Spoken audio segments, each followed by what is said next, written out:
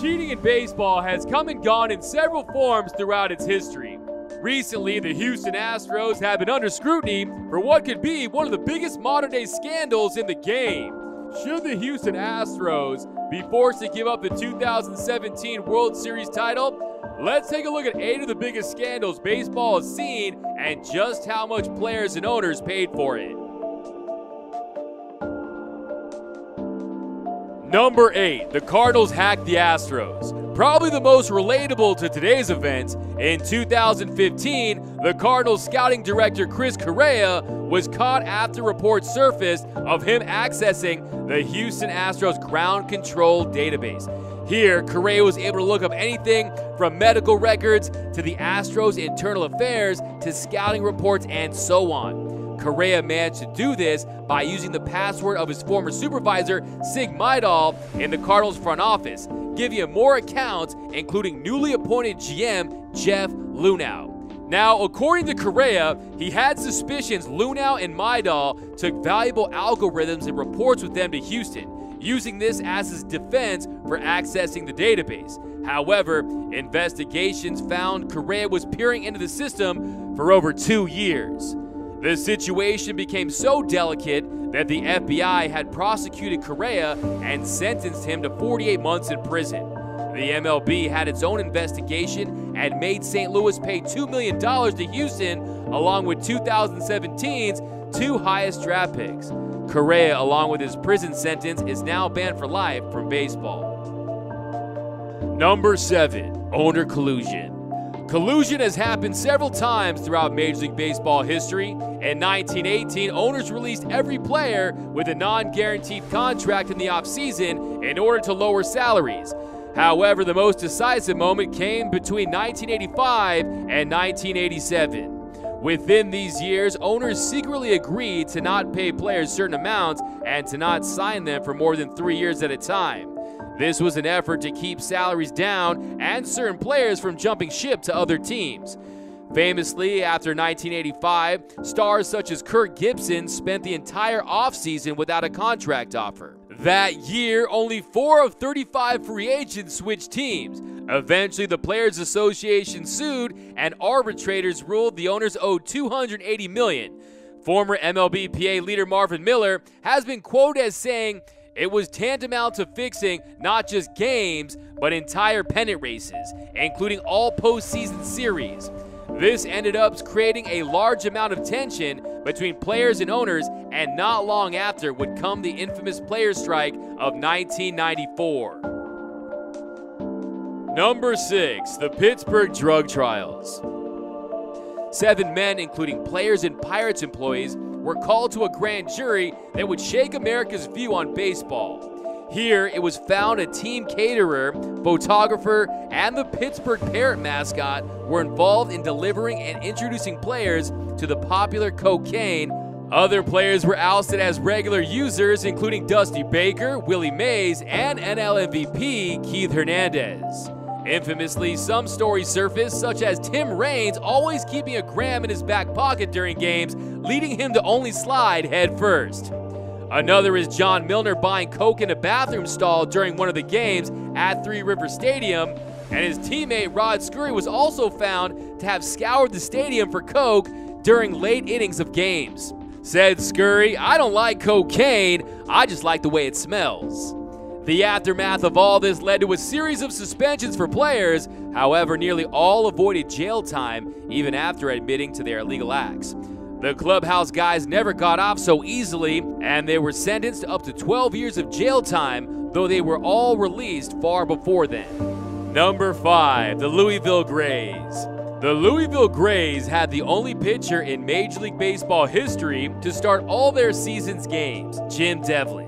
In 1876, he had a 30-36 record, and yes, this was long before the days of load management, and he also held a 1.56 ERA, giving them one of the greatest pitchers of all time and some of the worst run support ever. Kinda sounds familiar, right? A year later, in 1877, he would be involved in throwing the season along with 3 of his teammates to eventually lose the championship. All 4 would be released from the club and banned from the National League for life. Number 4, Biogenesis. A Miami anti-aging clinic ended up housing one of baseball's most controversial PED scandals. In 2012, Bartolo Colon, Melky Cabrera, and Yasmani Grandal each got a 50-game suspension for PEDs from the clinic. Then in 2013, it was revealed stars like Alex Rodriguez, Nelson Cruz, and Ryan Braun had purchased and used illegal substances from the same place. A-Rod would miss all of the 2014 season, and the rest would miss at least 50 games each. 13 players in total made the largest suspension at any time in Major League Baseball history, being the first time of its kind after our next scandal. Number 3, the Balco Scandal and Mitchell Report. The roid era absolutely flipped baseball upside down, even going so far as to the United States Congress, where players testified to not use PEDs. Let me start by telling you this. I have never used steroids, period. That turned out to be extremely untrue, as Palmeiro would test positive for steroids just a few months later. But all this initially came from a laboratory called Balco that was giving players like Jason Giambi and allegedly Barry Bonds human growth hormone. Giambi, including his brother, would admit to taking drugs from the lab, and soon after, his teammate Jose Canseco wrote a tell-all that named a flurry of players doing the same. Over the years, others such as Roger Clemens would admit to their substance use, which caused Major League Baseball to create the Mitchell Report on PED's history in baseball. This would tarnish the careers of players such as Andy Pettitte, Gary Sheffield, Miguel Tejada, and dozens more. It's what ultimately led to the creation of Major League Baseball's first drug testing policy, which is still suspending players today. Number 2, Pete Rose. Pete Rose was famously caught amidst an investigation that he was gambling on Major League Baseball games, including that of his own team. Rose was not only a player, but also a manager, leading investigators to uncover him betting nearly $10,000 a day on games during that time. Major League Baseball quickly acted on his suspension, placing him on the ineligible list. Rose tried to vehemently deny any allegation against him, but lawyers had already uncovered far too much, and he was forced to accept his fate, becoming the only player to agree to be banned in Major League Baseball history.